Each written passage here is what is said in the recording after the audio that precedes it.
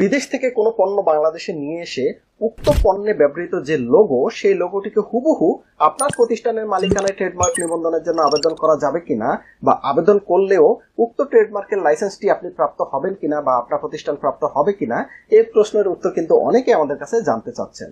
তো এই প্রশ্নের উত্তর দেওয়ার পূর্বে এই প্রশ্নটিকে আরেকটু ক্লিয়ারলি আপনাদেরকে বলি, তাহলে আপনাদের জন্য সহজ হবে। তো মনে করুন আপনি পৃথিবীর যে কোনো একটি দেশে গেলেন, সেখানে গিয়ে সেই দেশে একটি পপুলার পণ্য দেখতে পেলেন। সেই পণ্যটি ওই দেশে পপুলার, কিন্তু এই পণ্যটি পুরো পৃথিবীর জন্য কিন্তু পপুলার না। অর্থাৎ ওই ব্র্যান্ডটি সেই দেশেই চলে এবং সেই দেশে জনপ্রিয়, কিন্তু পৃথিবীতে বা বাংলাদেশে এই ব্র্যান্ডের নামটি কখনোই শোনা যায়নি, বা এই ব্র্যান্ডের নামটি বাংলাদেশে পপুলার না। তো আপনি চিন্তা করলেন যে তাহলে এই পণ্যটি বাংলাদেশে নিয়ে এসে আমি বাংলাদেশে বাজারজাতকরণ করব। এটি কিন্তু নর্মালি উদ্যোক্তারা করে। এখন প্রশ্ন হচ্ছে যে সেটি তো আপনি করতে পারেন, বিদেশ থেকে আপনি পণ্য ইম্পোর্ট করে বাংলাদেশে নিয়ে আসবেন। এখন এখানে প্রবলেমটি তাহলে কোথায়? প্রবলেমটি হচ্ছে ওই যে ব্র্যান্ডে যে পণ্যটি বিদেশে চলে, সেই ব্র্যান্ডটিকে আপনি চাচ্ছেন হুবহু আপনার প্রতিষ্ঠানের মালিকানায় এই ব্র্যান্ডের নিবন্ধনটি করবেন, অর্থাৎ ট্রেডমার্ক হিসাবে আপনার প্রতিষ্ঠানের মালিক হিসাবে এই ব্র্যান্ডের নিবন্ধনটি আপনি করতে চাচ্ছেন। এখন এটি করা যাবে কিনা, এর উত্তর হচ্ছে হ্যাঁ, এটি করতে পারবেন।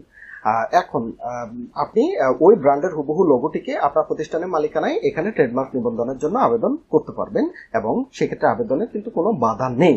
এখন প্রশ্ন হচ্ছে, আবেদন করলেই কি আপনাকে এই প্রতিষ্ঠানের লোগোটিকে আপনার প্রতিষ্ঠানের মালিকানায় লাইসেন্স প্রদান করবে কিনা? কেননা আমরা জানি ট্রেডমার্ক অ্যাপ্লিকেশনের 1.5 থেকে 2 বছর সময় লাগে একটি ট্রেডমার্কের পূর্ণাঙ্গ নিবন্ধন হয়ে আসতে। পূর্ণাঙ্গ নিবন্ধন কি আপনাকে ট্রেডমার্ক অফিস প্রদান করবে কিনা? কেননা এই লোগোটি তো অন্য একটি দেশে কিন্তু মোটামুটি জনপ্রিয়। এখন এই সেম ব্র্যান্ডের লোগো কি আপনাকে দিবে মালিক হিসাবে?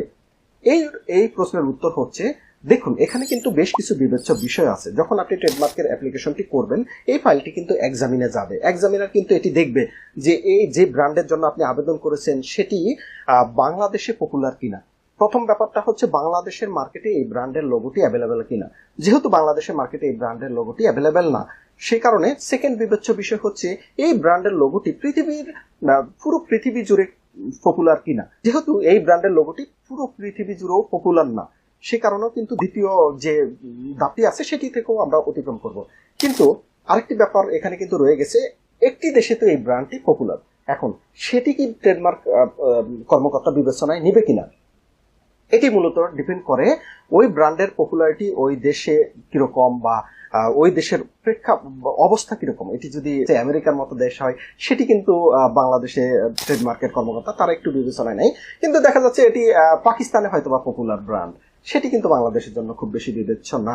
বা দেখা যাচ্ছে এটি জিম্বাবুয়েতে বা কেনিয়াতে খুব পপুলার ব্র্যান্ড, এখন ওই দেশে পপুলার ব্র্যান্ড, সেটি কি আমাদের জন্য খুব বেশি বিবেচ্য বিষয়? সেটি আমাদের জন্য খুব বেশি বিবেচ্য বিষয় না। যদি এরকম হয়, সেক্ষেত্রে কিন্তু আপনার ট্রেডমার্ক অফিস থেকে আপনাকে এই ব্র্যান্ডের মালিকানা আপনার প্রতিষ্ঠানের নামে অ্যালটমেন্ট দিবে, কোনো সমস্যা নেই।